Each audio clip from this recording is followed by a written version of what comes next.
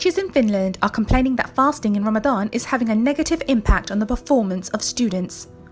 Finnish teachers' trade union representatives stated, "Ways to ensure freedom of religion can be sought together, but the rules should be common to all. You cannot seek benefits hiding behind Ramadan or prayers."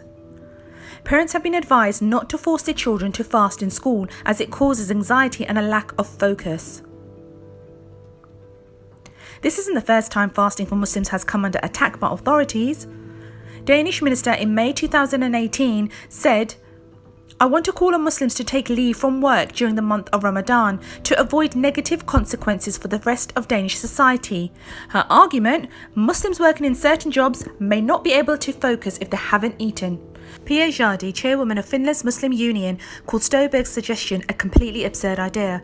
She said there's no information or statistics to show that bus drivers or other Muslim workers would somehow behave dangerously while fasting.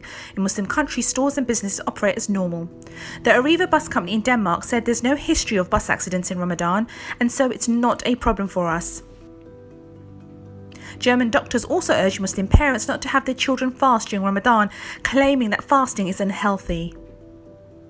This is despite extensive research that fasting, 1. promotes blood sugar control by reducing insulin resistance, 2. promotes better health by fighting inflammation, 3. may enhance heart health by improving blood pressure and cholesterol levels,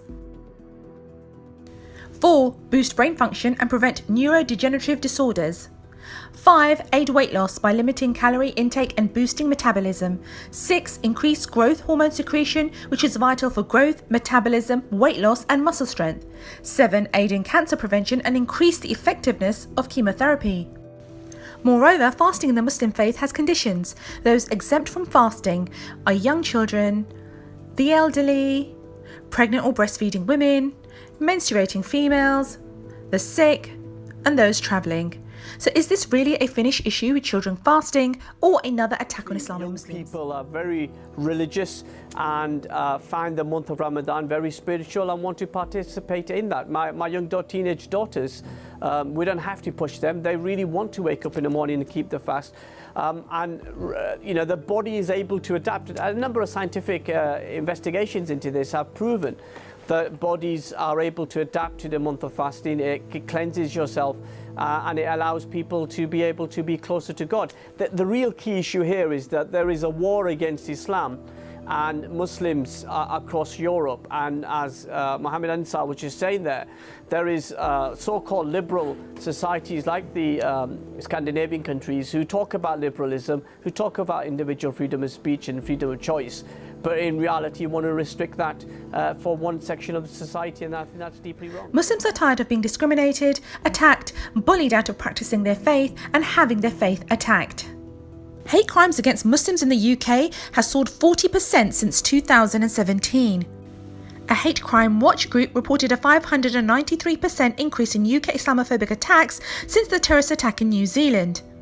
In fact, in a survey in 2017, 42% of Muslim school children in America said they were bullied because of their faith. The central principles of the Islamic faith are non-negotiable. In the same way, the Jewish community won't, be told what they can and cannot believe. And I think it's a really dangerous precedent that has been set by the German government, but also across Europe. This war on Islam, which is about demonizing and taking away the rights of Muslims to practice their faith. And I think the key point here is about tolerance, it's about respect. And for Muslims, it's about returning to the prophetic way, which was one of tolerance and respect and multi-faith coexistence. So is this really about an issue of fasting, or is this just another attack on Islam and its principles?